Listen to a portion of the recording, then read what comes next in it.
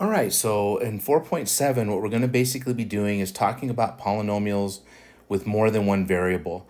And kind of indirectly, when we were doing things earlier in chapter 4, I kind of introduced you to this, 4.5, I think, 4.4, because there were a couple of times where we saw the difference of squares, right? A perfect square trinomial, both the minus and the plus case.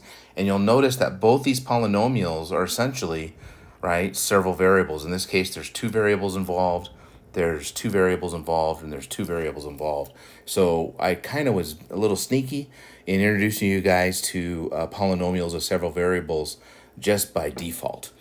So in this section, in set 4.7, we're going to take a closer look at that, kind of review adding and subtracting and multiplying and dividing them with several variables. But, all right, there's one big change that needs to be made. As far as all the lingo is concerned, it's all the same, right? The idea of descending order, degree of terms, right? All that stuff, degree of a polynomial, excuse me. The thing that has to change, though, is the degree of a term. All right, so let's take a look to start this discussion, right? Where right now what we have is a term with more than one variable. It has an x variable to the second power and a y variable to the third power. And so to determine the degree of this polynomial, what we're actually going to do is we are going to add powers. And this makes me and most mathematicians a little squeamish because back in 4.1 and 4.2, right, we learned not to do this, right? If my bases were different as they are here, we are normally not adding up exponents. But when we are trying to determine the degree of a term that's made up of several variables, we actually do add the powers. And the reason we do that is we have to account for the fact that x might equal to y. And if that's the case, then negative 3x squared, right, will become x cubed. And then now, right, back to 4.1 and 4.2, we are able to add, right? We get negative 3x to the fifth power. So this is basically a degree 5 term. And I want to reiterate again, under most circumstances, right, if the bases are different, we are not combining or we're not adding up exponents. We're only doing this to determine the degree of the term. So that's it. So using our lingo, right, if we go look at this polynomial that I have here in part A, right, if we add exponents here, this is a degree 8 term, right? The next one would be a degree 5, and the next one would be degree 6, and this last one would be degree 2. So you'll notice, right, that the degree of the term, since I'm determining that, I am actually adding up exponents, because again, we usually would not do that under any other circumstance, but because I'm determining the degree of the term, that's what I've got.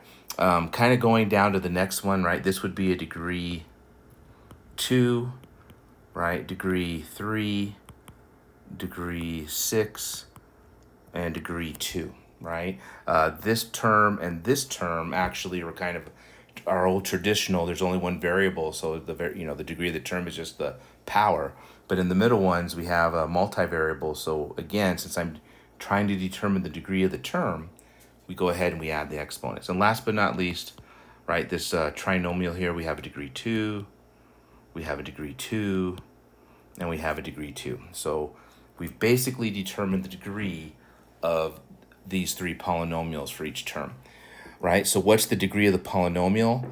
Well, back in the day, right, this was usually the highest degree term. So this would be, since this is the highest, this would be a degree 8 polynomial, right? Since this is the highest, this would be a degree 6 poly, right? And this one, obviously, since all the degrees are the same, this is a degree 2 polynomial, right? So this guy, determining the degree of the polynomial, as I mentioned, the lingo remains the same, just what is the highest degreed term. Okay, descending order also has the same idea. We realign things basically from highest to lowest.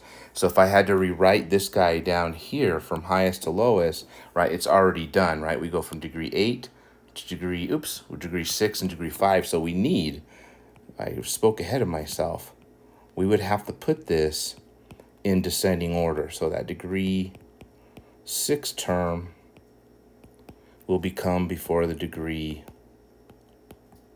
5 term, right? And then we have our plus xy. So there it is in descending order. This guy's obviously a train wreck. It's all over the place. So how about this one would be negative x cubed y cubed plus 5xy squared. And then just going in alphabetical order, how about we go 7x squared minus 11y squared. Although since these guys are degree 2 terms, you could have switched them around, but usually what takes over is alphabetical order. Same thing with letter C. To put it in descending order, all right, everybody's degree 2, so technically it already is, but what you'll notice in terms of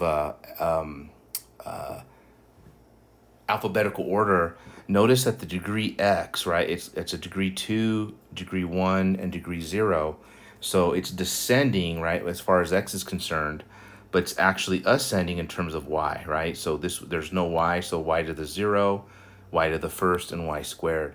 And so usually when we have a combination where everybody's at the same degree, mathematically usually line it up where alphabetically one variable is basically in descending order, right? And the other one is an ascending order. But if you wanted to rewrite this as negative 12xy plus 4x squared plus 9y squared, technically you're not wrong because everything's degree 2 anyways, all right? But again, we usually, x was in descending order, y is in ascending, and that's how we organize that. So that is descending order.